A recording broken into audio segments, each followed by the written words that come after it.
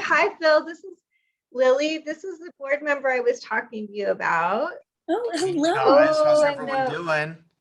Darn, I just lost my screen, you guys. Darn it.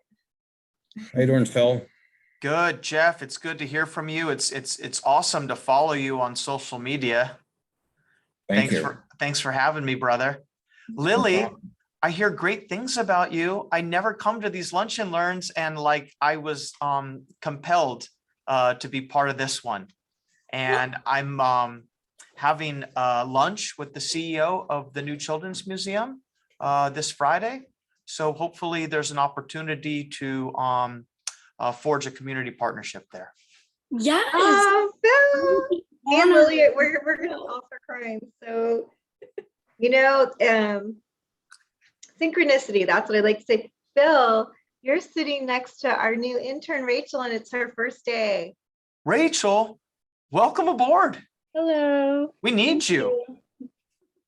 Thank you. Yes, I know. Hi, we have another board member coming on, Alexandra. This is fantastic. I love it. Hi, Alex. I hope you can hear us. Hi. Hi. Hey, So Alex. nice. It's so nice to have you here, Alex. We were just saying it's Rachel's first day as our intern today. Oh, that's wonderful. Well, welcome. Go, Hi, Rachel. Lupe. I love it. Hey, Lupe. Hi, Phil. Lupe. All right. Well, I'll go ahead and get started now that we have quite a few people. For those of you who are new to our Lunch and Learns, welcome. We've been hosting these every single week during the pandemic, and it's been an incredible journey. We have now this is our 83rd Lunch and Learn to date. So a couple Zoom rules for those of you who are new: please mute yourself when you're not speaking. We recommend speaker view for presentation. Video sharing is optional, though we love to see your smiling faces. And please type all questions and comments into the chat. There will be an opportunity for a Q&A. And I think it's a smaller enough group so that we can, you can unmute yourself and feel free to ask a question to our guest speaker at any point, or you can type it in the chat and I can read it for you. We will have a Q&A at the end. That's about 10 minutes, so you can feel free to unmute yourself then as well. A quick update from Autism Tree. Since March 2020, when the pandemic first hit San Diego and even before the schools closed, HBF started tracking our impact on our social media channels and our online presence. And since then, we have now reached over 682,000 people across all of our social media channels to date, which has been incredible. And our interns are also a huge help in that, posting every day and with our team and what we do on all of our channels. We have, like I mentioned, we have 82 Lunch and Learns already uploaded to YouTube. We record them each week and upload them to a big playlist on our YouTube channel, so you can feel free to go back and watch any of those. We have a different guest speaker each week. Since January of this year, we've already coordinated 88 events for our children and families, and we have 55 events still coming up between now and the end of the year. And this isn't even including a lot of the events that we add month to month. We update our events calendar on Facebook and our website every single week with new opportunities to get out into the community for our families and our kids. So if you're interested in that, you can let me know. We offer 19 programs virtually and 7 in person. We are slowly getting back to in-person programming and keeping all still COVID precautions for all of our in-person programming. We have now 459 videos on our YouTube channel. My goal is to hit 500 by the end of this year, which I totally believe we can do. We've posted 398 videos since March 12th, and that's been an influx of videos recorded by our amazing community, by our volunteers and parent mentors and parents, and even a couple board members. We have so many resources available on our YouTube. So subscribe if you haven't yet. It's a wonderful online community, and we post every week. A special thank you to our Lunch and Learn sponsor, Cal Able. Cal Able does once a month Zoom Lunch and Learns with us. They actually had their first one last month. We will have 2 coming up in July as well. If you're looking to learn more about what Cal Able is, this is a little a little slide that tells you a little bit more about it. And you can visit their website as well to learn the benefits. They have just launched their 2022 CalAble Ambassadors, which are these cute little 1-minute videos of parents of children or adults on the autism spectrum and how they've used their CalAble accounts to better their lives. So there's a few of those. We'll include these in the recap email that we send out each week with the link to this Lunch and Learn recording, as well as all of the resources that from our guest speaker. And we'll include these videos from CalAble as well, so you can watch them on your own time. So without further ado, I'll pass it off to Dana Hoff, our co-founder and volunteer executive director, who will introduce our guest speaker, Lily Frank, today. Thank you, Rebecca. It's so great to be here with everybody and just to celebrate that we've been doing something that it continues to be fluid with how it helps ATPF actually grow. Our chairman, Todd Hoff, came up with this Lunch and Learn idea before the schools even closed. We were already making videos that, like Rebecca was saying, we have over 300, as a way to stay connected with the community and let everyone have a voice. I think that's what's really important. What I've seen the last 2 years with doing Zoom and living through the pandemic and lockdown is that I see everyone being more who they are. And I really love that. And I feel like this Lunch and Learn is 100% all about that. And that's really why we keep doing it. Number one, that's why we keep doing it, is just the authenticity. I don't really like to overuse that word. I think it is overused in our current times, but it really isn't. If you were to look at the thread of the 82 Lunch and Learns, every single person that's done one brings forward something that they feel in their heart is important and will help us move forward. And so it's been an incredible blessing. It's an incredible resource. And all of it is so organic, as much of how Autism Tree works. We don't like to force things, especially because the heart and soul of what we do is actually real children and real families. And so doing things that are organic is just sort of everything. And that is how I met Lily. I met our guest speaker today, Lily, when I was actually in Durham, North Carolina. I had never been to North Carolina. Garrett was looking at going to college there. And we were in downtown Durham near the ballpark, looking at apartments and just kind of taking it in. It's a really fun, young, energetic area. And we happened to come across this Master of Arts, and Lily will correct me, but she just graduated from Duke University and she did this incredible thesis art project. It's an installation, and it's something that I immediately, when Garrett and I were going through it, I just 100% wanted to, at the end of it, run and meet the artist. And I wanted to hug her and I wanted to stand strong with her. And that was before even ever meeting her or listening to her. Just her art installation wasn't even operational yet in terms of the interaction.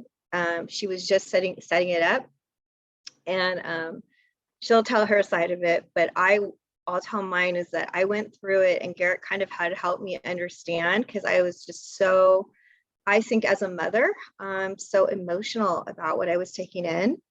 And I felt very protective of her I absolutely felt I needed to meet her. So when I came out, this really lovely woman was working, and she's like, oh my gosh, Lily just left. And I was sort of crushed that I didn't get to meet her, knowing I was going back to San Diego. So we ended up meeting over Zoom, and I already was in awe of her for doing this incredible work that I wouldn't really be able to describe. Lily, I'm so jazzed that you are, and that probably doesn't feel like the correct word in all honesty, but I am genuinely excited that you're here to talk about this. So in doing so, it's so incredibly personal, and you're so incredibly brave. And I know that I already will do something more difficult in my life from experiencing what you have to share today. And I hope whatever I do, whatever next step I take for Autism Tree, that it is going to protect more children because of the steps that you've taken to do this installation. And I have every hope with our 2 board members here today that we will continue to work together and hopefully bring your art installation to San Diego this year. Is really, I've got to plant that seed with everyone here today. So huge welcome and love to Lily Frame, and big hugs to everybody here from the Autism Tree family. I am incredibly grateful that you took the time to be here and just for all the heart you put into the foundation. That's it, Lily, it's all yours. Thank you so much. That was a beautiful introduction. I'm honored to be here, and it means the world to be able to share not only my work, but like my story, because I know there are others who have had, I feel like I was a lucky one, and I can help others convey stories that they've experienced along those lines. And so with that said, it's a joy to be here. And I just want to start off the presentation by saying that I do not have a formal presentation, because since it's a little more personal, I think storytelling, just for now, and then I'll go to visual aids. But just to get to know me, my name is Lily Frame. I was born and raised in good old Charleston, West Virginia. I'm sure you were thinking when I said Charleston, you were thinking South Carolina, but the other Charleston. And I grew up, and I always loved art. And that led me to get my film studies degree, which I graduated with in 2020 from the University of North Carolina, Wilmington. I had been to film, I'd won awards at film festivals, and I realized I would love to pursue this further, and I would love to teach, because I've always been what I call a creative nomad, because I'm constantly going back and forth between different mediums. But I'm also a humanitarian, and I feel like my purpose is to help advocate. And a lot of what I do is informed by my backstory.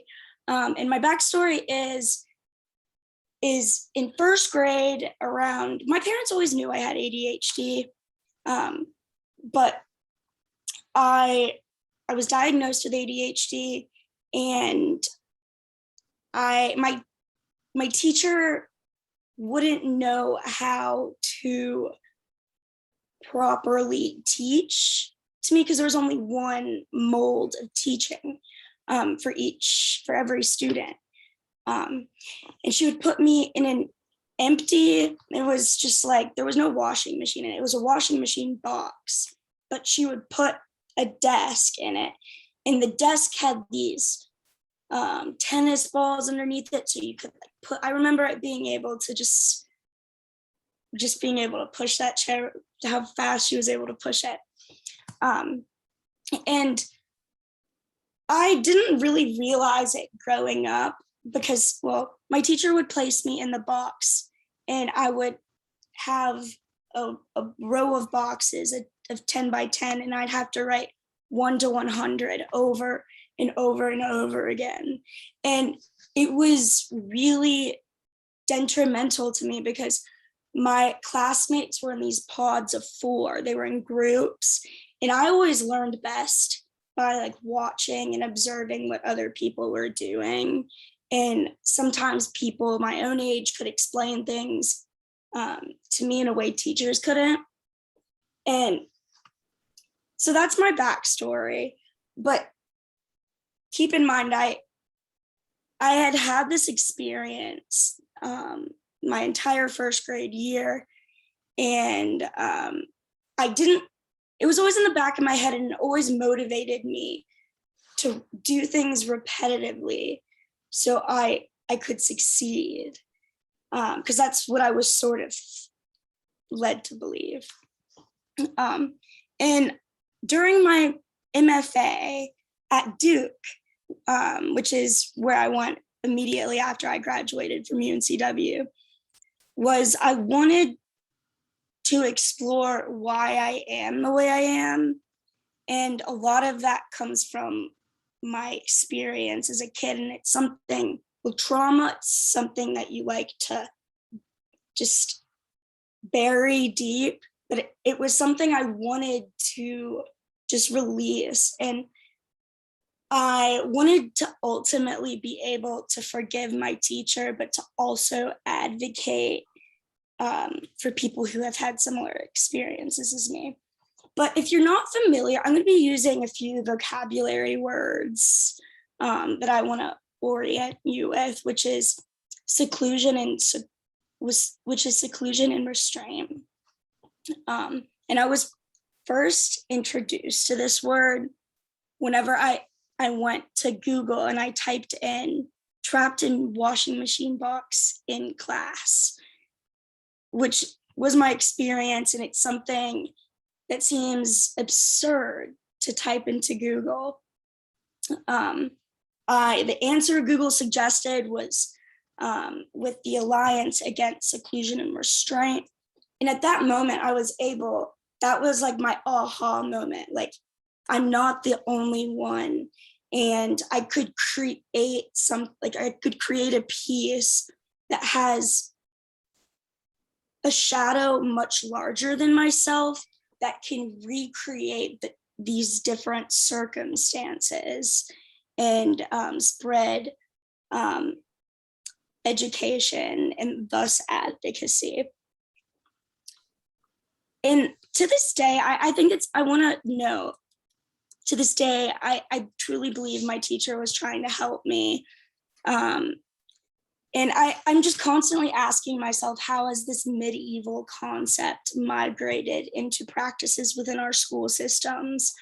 So I started developing the concept for breaking the rules,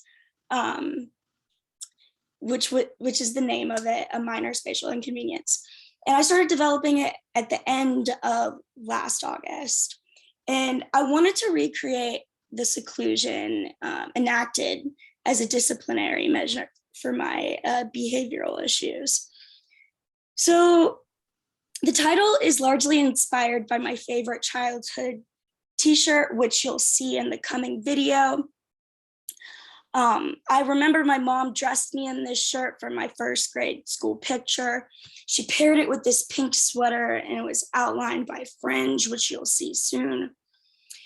In the car on the way to school, she was really insistent that I must not wear the sweater for the picture because she wanted the breaking the rules to be seen.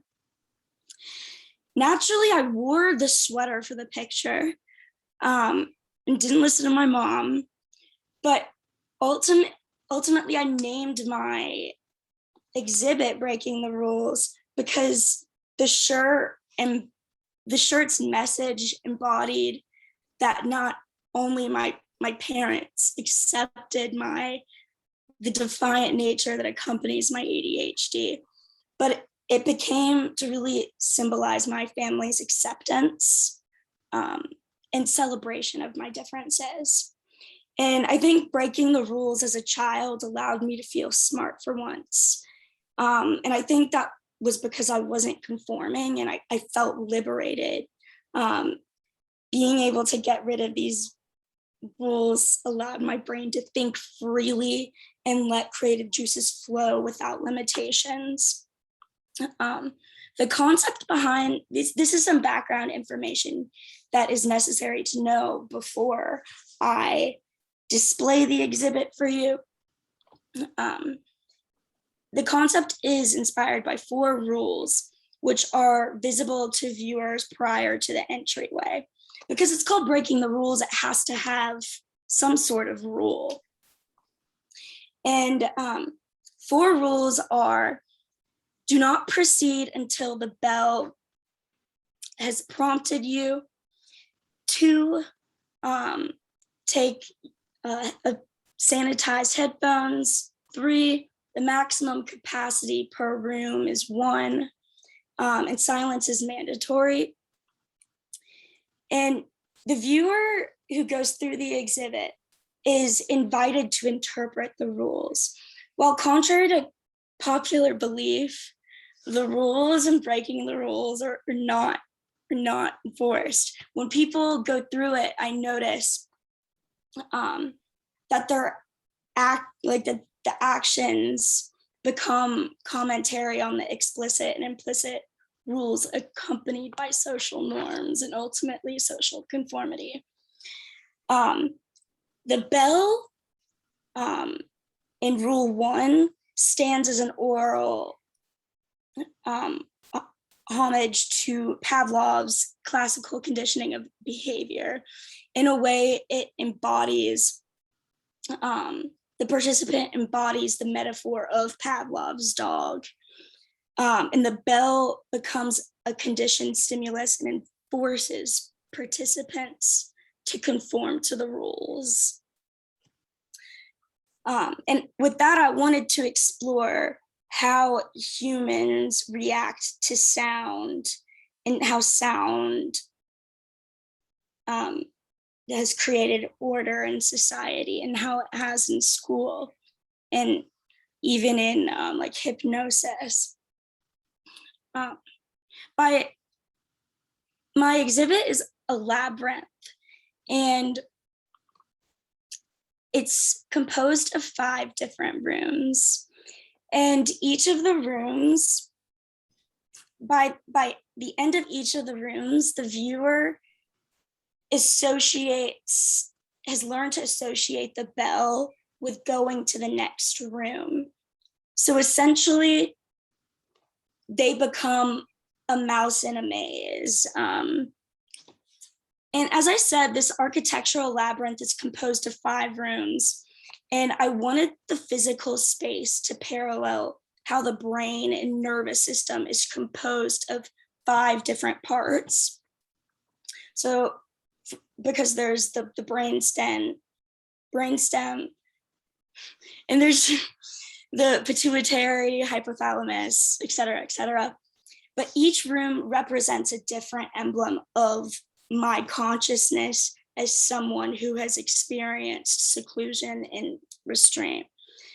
As a collective, the maze functions to embody the allegorical navigation needed for participants to understand the lasting effects of seclusion on one's personality, thinking, feeling, memory, planning, problem solving, speech, hearing, pain, touch, writing, movement, balance, etc.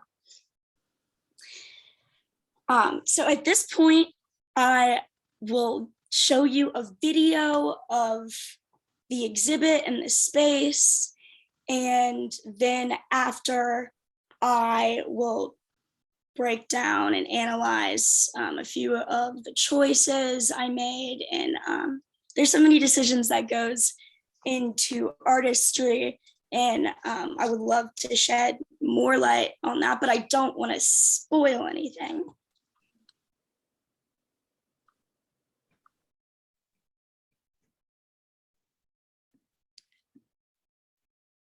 So do you see? I only see, there we go. Zoom out a little, there we go. Now we can see it.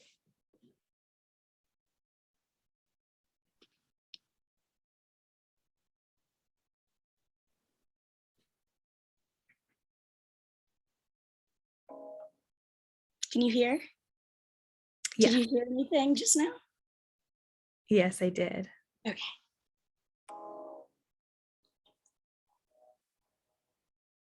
It's a little quiet, Lily. Can you put it at full volume if you can?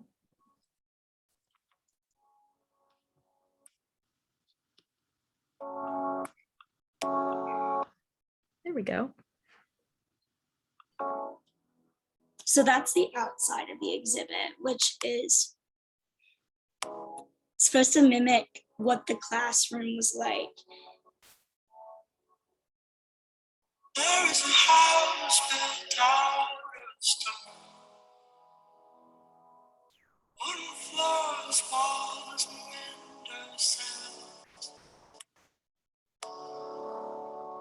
Tables and chairs worn by all of the dark. This is a place where I don't feel alone. This is a place where I don't feel alone. And that's the outside of the maze. This is a place where I feel not alone. This is a place where I feel not alone. And it always started off This as is a that. place where I don't feel alone.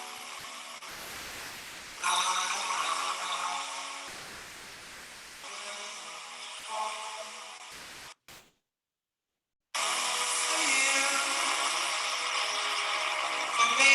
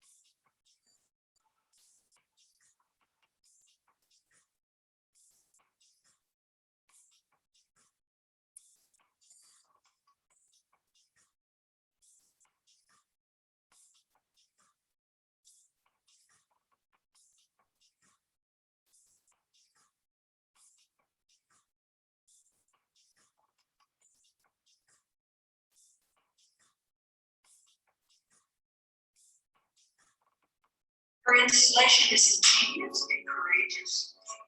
As she continues to learn and question art and life, bringing a unique originality and insight to the world. It's been my honor to work with her, so please join me in celebrating.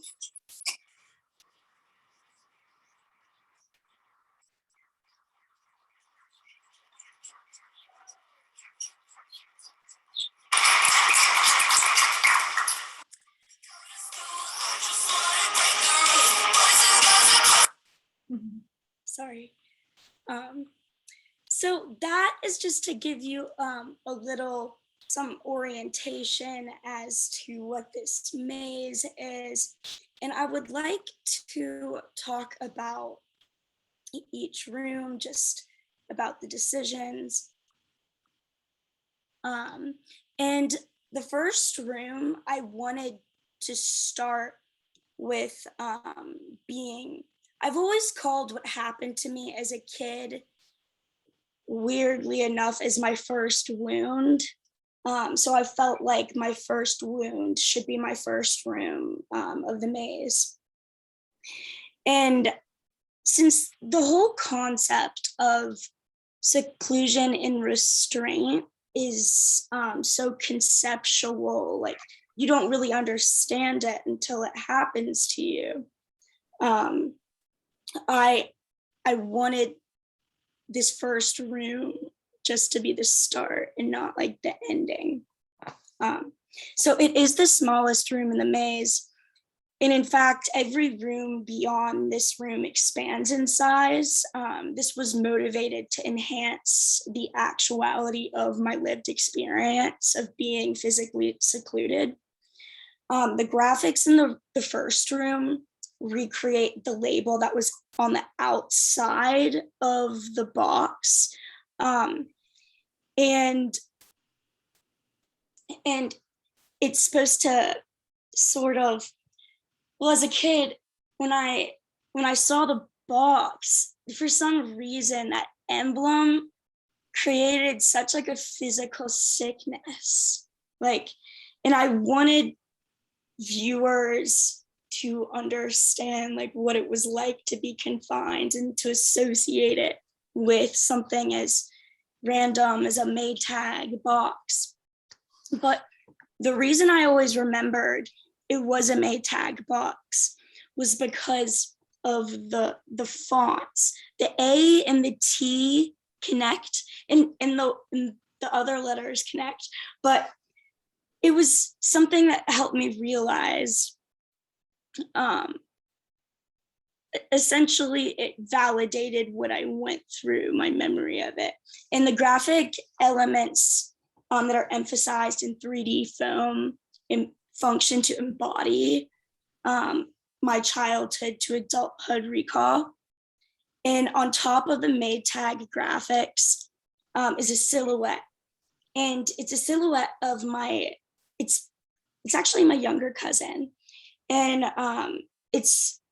which appears to be sitting. And in fact, the first room was supposed to have the desk that was on the outside of the exhibit, but the room was so small that it wasn't navigational. So the silhouette of my cousin it represents my struggles with ADHD, but also she also has similar, she's experiencing ADHD and similar struggles and as myself. And I ended up learning that her brother, who's also my cousin who has Down syndrome, was restrained. And it made me so like, what really motivated me to create this was realizing that this issue was like, I wasn't the only person affected in my family. Like, I think if it was just me, I wouldn't have felt as empowered, but I felt like I was also representing my cousins. And on the desk is engraved, "I am a child." And it's etched in, you're not supposed to carve into desks, but I wanted that first room to really anchor me into my past as a child. So I had to use "I am" to put me in the present. So, and also on the desk was a paper, and you could see the counting and the numbers. Those were actually from my archive. I kept the different papers I did repeatedly, and I wanted viewers to associate that room with like this confinement with being a kid and learning how to count numbers. And on one of the walls is a first day of school. Do you know how there's like always on the first day of school, there's the younger kids who have, this is my first day of second grade. My teacher is blank. I left them all blank because I wanted the viewer, when they walked into that room, to fill their own, like make it personal to them. So maybe fill in the blank would be their son or their daughter. So they could really put it into perspective that it can happen to anyone. The second room, here, should I go back to the first room video? Or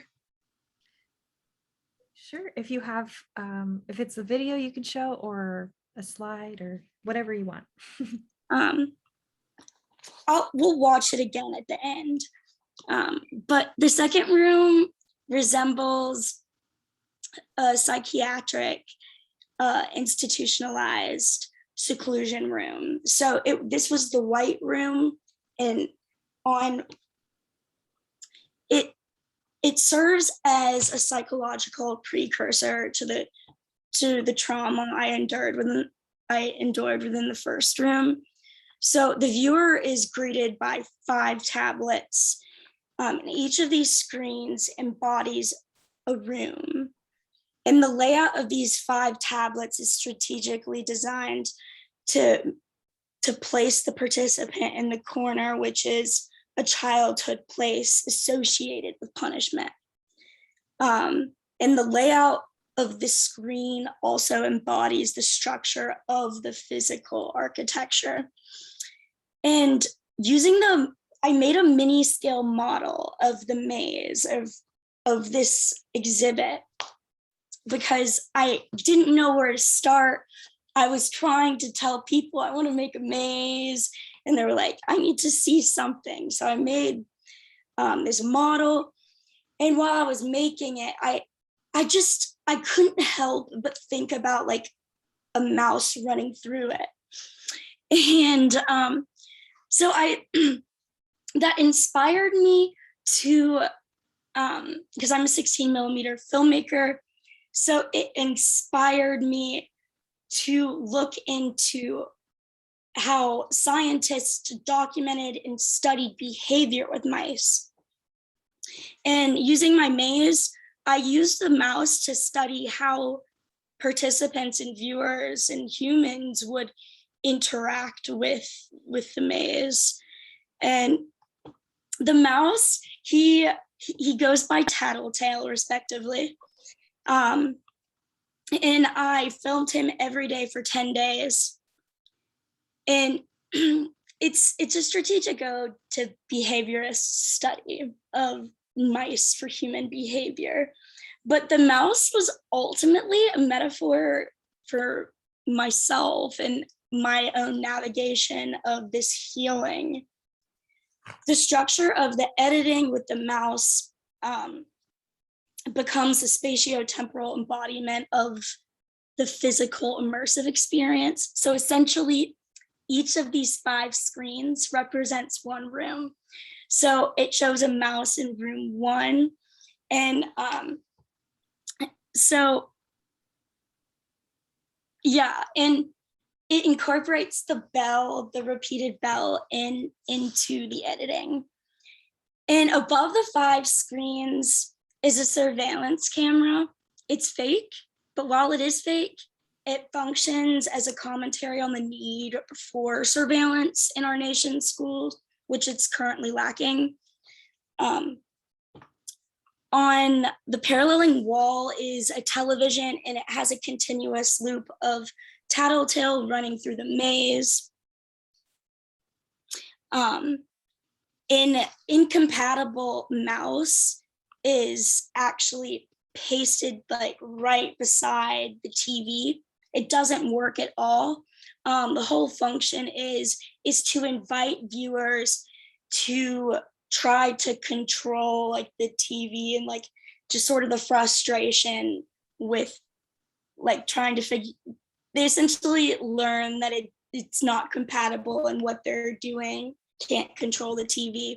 So it's to sort of mimic that frustration. And also in that room is, you get the second rule of the installation is to grab sanitized earphones. And that's because in 2 of the rooms, there's CD players, and everyone has earphones to hook up to. And it's a reenactment of, I was able to get my my medical transcripts, and I was able to get like detailed conversations during my diagnosis with ADHD.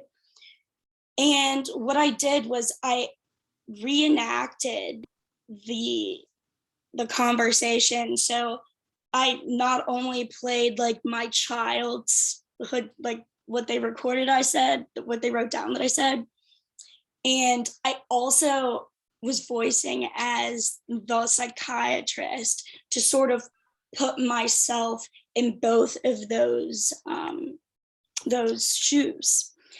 And on two of the paralleling walls are the phrases, "What have you done?" and "What have you not done?" The paralleling placement and graphic layout of these two phrases represents these two poles of thought that I'm constantly going back and forth between and asking myself, which is what have you done and what have you not done? And that the room is an ode to my history, my behavioral history. The third room functions for two main purposes, which is one, to define seclusion and restraint, but two, to also define the overcompensation visually to audiences, because my whole life I felt like I had to prove my intelligence to others because of the seclusion and restraint.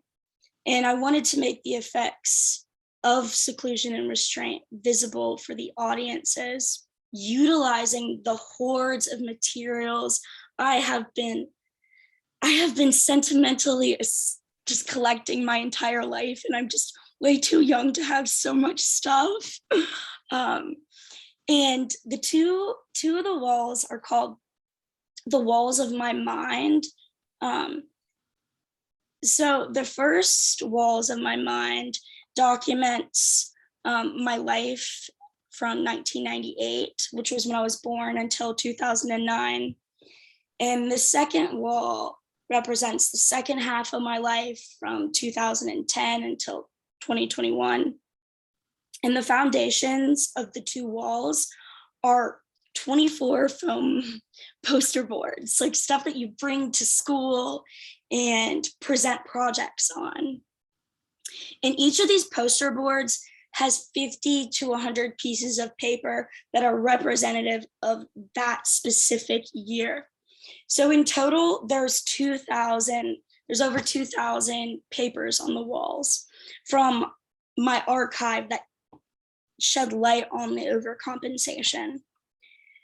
The 2,000 pages of content, if you're asking or wondering what is it composed of, includes medical and psychological records, graded school papers, awards, grade reports, diaries, letters, and any artistic element that highlighted my struggles, but also my successes. And each of these 24 boards represents a different year of my life. Thus, if you take one of the boards away, it has a completely different meaning. For example, the year, if you were to look at the walls, the papers on the wall for year 2021 would look different if 2020 wasn't beside it, giving you historical context to what happened in 2021. And my favorite part about this room was figuring out that I could repurpose PVC roofing materials to look like giant pieces of notebook paper. I just love paper. I don't know what it is. I never liked school, but when I got a fresh sheet of clean paper, it always excited me. So I used the PVC roofing materials and defined in between the crevices what seclusion was on one wall and what restraint was on the other. And ultimately, I wanted this third room to be the climax of the physical installation, to not only define the issue, but to visually testify to its effects on my entire life. Like it's something that's with me and it will be with me for life. It's something I can't, it's like walking in a maze. You can't go back if everyone's going forward. The fourth room is motivated by a question that I had to myself, which I asked, is seclusion the issue, or is there a solution to seclusion? And I use PVC roofing materials and I spray painted them brown because I really wanted to think about the box and the material that I was trapped in as a kid. And I figured as I was just meditating on what to do for this room, I started peeling back the layers of a cardboard box. And I started to see the corrugated nature beyond the box mirrored roofing materials. And I just kept on thinking to myself, how can I educate viewers about the issue, like the issue and how we can solve? I wanted there to be a solution based. And I wanted to entrap viewers with policies that could serve as solutions to seclusion. And I think while I was creating it, I thought maybe the answer to seclusion could be in the corrugated nature of the box. The fifth room represents my faith in current struggles with my treatment for ADHD with Adderall. And this is the room that's covered with pill bottles and pill capsules. This room also has a silhouette similar to the first room, except it's a silhouette of my current self now as a grown-up. And the difference is the fifth room, in the posture of this silhouette, it's more attentive, it's more on the edge of its seat. And the adult silhouette, like the child silhouette, is posed in front of the desk with the message, "I was a child," engraved. So the first room sort of begins with the "I am a child" and it ends with "I was a child" engravings to represent the passing of time between the first and the second room. On the wall perpendicular to the silhouette and the desk is what I call the pill wall. The pill wall was motivated by me just thinking, I've been on this treatment since I was 6 years old. I'm now 23. And I'm just thinking to myself, is this something that I want to continue to take for the rest of my life? And like, what would it visually look like? Because whenever you consume a pill, it's ephemeral and it dissolves. So there's a total of 27,576 pills on this wall. And it visualizes my lifespan on Adderall from the age of 6 to 73. On the wall paralleling the pill wall is the pill bottle wall. There's 1,800 pill bottles.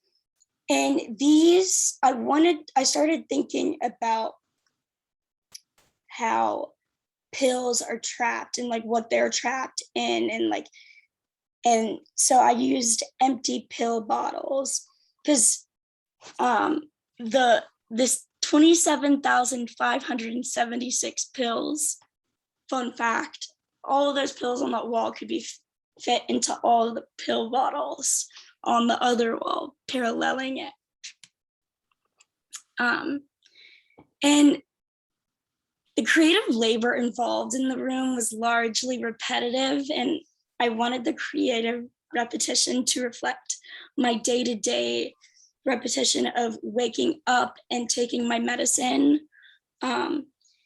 The extensive labor involved was, if you're familiar with artists, is Liza Liu. She created something called The Kitchen, and she created an entire kitchen just from beads, like little tiny beads. The fifth room also has like a pharmaceutical display, which includes the exhibit's postcard, which is fashioned in the manner of a prescription label. It not only functions to advertise the exhibit, but I reformatted the postcard to the prescription label and attached them to empty pill bottles so viewers could take them when they left, and they sort of had a reminder of the rules that people are setting for themselves and the ones that society have set for us. And my goal is to prescribe participants with the empathy needed to spark change. And I aimed at framing my exhibit as an aesthetic approach to the treatment of seclusion and restraint versus like legislative, because I felt like if people could be immersed in it, they would understand what it was like. Because the great Lady Gaga says, until it happens to you, you don't know what it's like. And I wanted to leave viewers questioning if seclusion is the proper treatment, or if medicine is, or if there is a treatment. And that's about my exhibit. But I would like to end by saying that while viewers went in and encountered and acknowledged my trauma, breaking the rules ultimately became a newfound ending to my first wound and inspired me to start advocating for the termination of restraint and seclusion as a treatment for learning disabilities and disabilities within the academic settings. And while I was creating it, I asked myself why I was so innately driven at recreating it. But I believe by recreating it, I was able to lift others. And in that way, I think art is not only therapy, it's social commentary. And thank you. Oh, Lily, that was incredible. I mean, thank you so much for sharing your story. And it's really powerful. I think it's so brave of you to, and may I say, the most creative way I've ever seen anyone process their trauma ever. And I think it's so important I'm so glad that you're doing this and you're sharing this, because it's important for us to acknowledge each other's wounds and hold space for each other in the world. And it just opens up so much empathy and also gratitude and forgiveness towards each other. And I think we need that more than ever, especially after this pandemic. Yeah. And I think a lot of this project was really inspired by my experience with the pandemic, because it was pretty traumatic for me at times to be trapped in my bedroom, which was a square, and it's also the size of a box. And but also I think by sharing my story, the reason I feel empowered is because by telling my story, I'm telling others and there's just like this need to help through. I think stories have the power to change the way people think or see things or feel. Absolutely. And it's, oh yeah, sorry, ADHD thought. And it's because of moments like this and that I get to share and interact with everyone here that I feel like I am living and seeing through this purpose. Yeah, Lily, I don't, think it's any accident. Many of you on here have been involved in our neuroscience conference, and you just so organically talked about how this impacted your brain in such a detailed way. And I'm certainly going to make sure, Dr. Motri, our conference chairman, and Roger Bingham, our moderator, takes the time to watch you on this Lunch and Learn. I've already spoke about you to them, but I think it just further validates to me what I already knew, is that you are bringing forth what Roger Bingham has talked to Rebecca and I about this year's conference. He's really, really passionate about making sure we bring in themes to the conference of forgiveness. And there's another theme he had. Rebecca, do you remember? I know Roger always talks to us about it. Forgiveness and grace. Mm-hmm. And you know what? I'm blanking. Yeah, but also it's a neuroscience conference, and really illuminating the way you did just by talking about it authentically, how you already presented it, is how it impacted your brain. And I just, can't say enough about how I have a lot of faith in Phil and even Alexandra on here to get behind what you're trying to do, Lily. I think it's extraordinary, and it's critical that we stand by you as a foundation and an HPF family that you're now been started being part of. Thank you. And what I've noticed that people with neuroscience backgrounds have had, like, they get it. Like, I don't know what it is, like the way, but I feel like there is a connection there for me, and I'd love to further explore that. Yeah, it's beautiful how things come together. And there's over 1,000 labs in San Diego. Lily, where are you at right now? Where are you coming to us from? Durham, North Carolina. Okay, so in La Jolla, where we do our neuroscience conference, there's over 1,000 neuroscience labs, and really, by and large, they just don't even see patients. I've been to some that do use the mouse, like you did with what did you call your mouse's name? Tattletale. Tattletale, yes, I love that.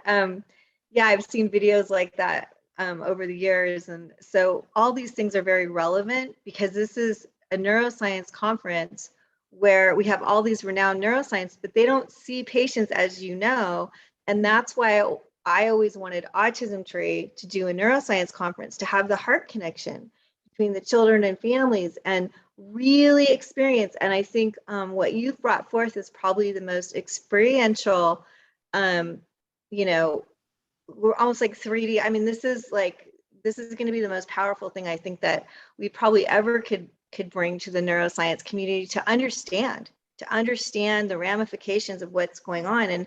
And honestly, I think that's why we have such a good turnout to our conference. And another positive from the pandemic is our virtual conference. We just got our last milestone. We get statistics from UCTV every month, and we've crossed over 80,000 views. This is just a complete epic quantum leap and blessing, because before that, our conference center held 400 people. Now we're having people come from 10 countries and, over 80,000 views. So I'm sharing it to reinforce that I think the timing of when you've done this art installation is fully incredible, because it literally paralleled when I met you we had just finished this first conference.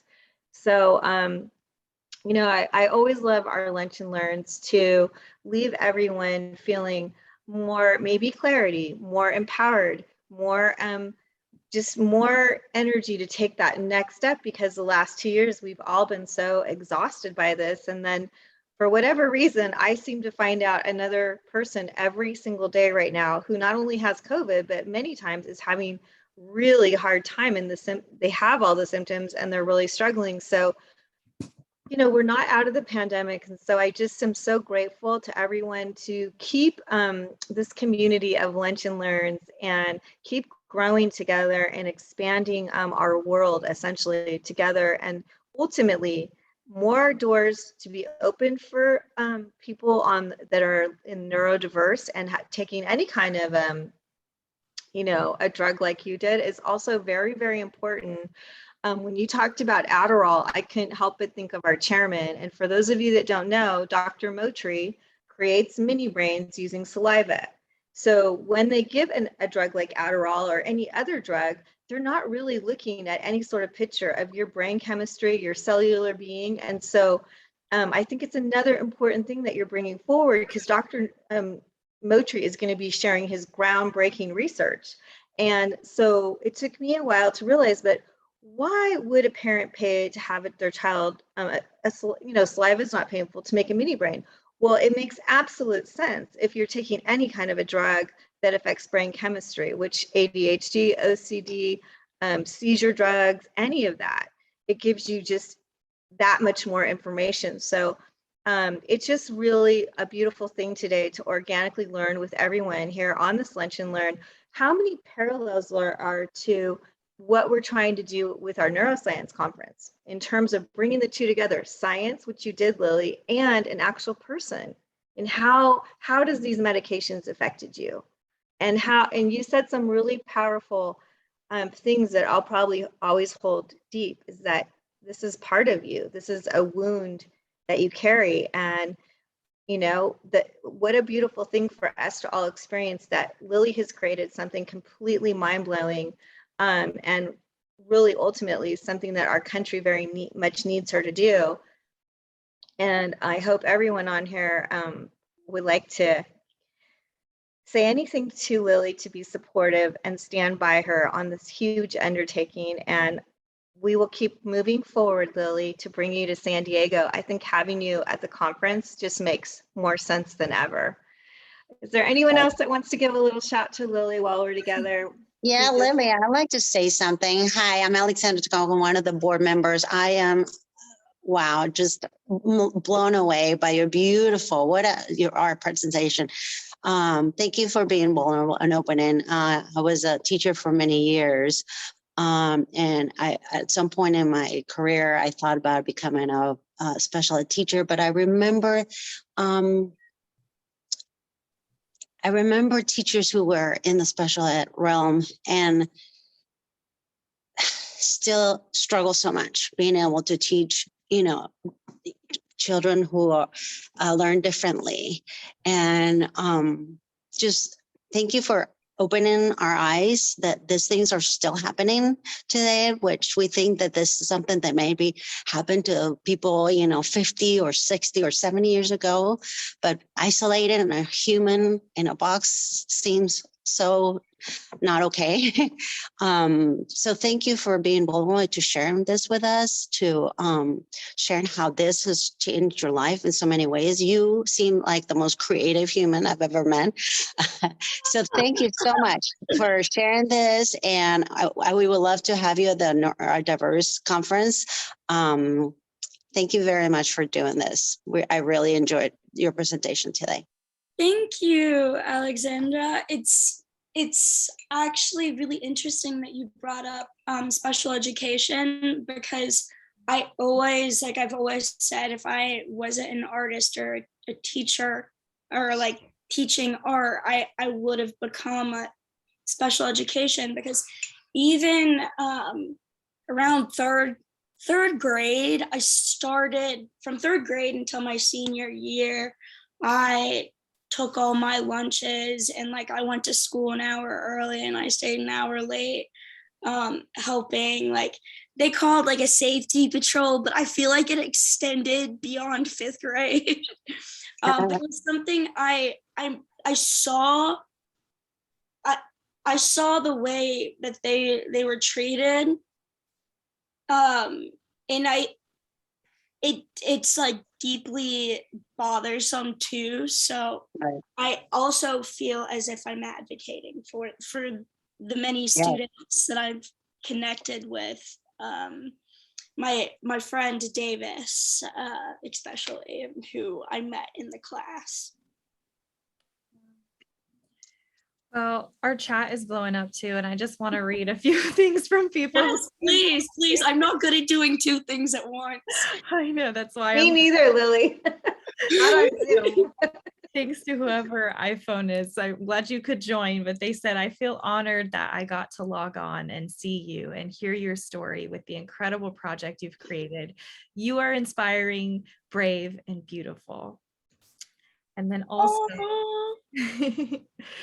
Jeff says, nice job, Lily. And I want to end it with this beautiful message from Phil. He wants you to call him. He had to leave early for another meeting at 1 o'clock, but he gave him in the chat as his cell. But I'll make sure to connect you both. He says, you're a beautiful and brave young woman. Your vocabulary is blowing my mind. You're an inspiration to our HPF community and beyond. Thank you for being you. So thank you, Lily. Thank you. Oh, You feel the love from us today. I feel the love and light. I'd like to take a group picture with everyone before we go. And special thanks to everyone for being so generous with their time.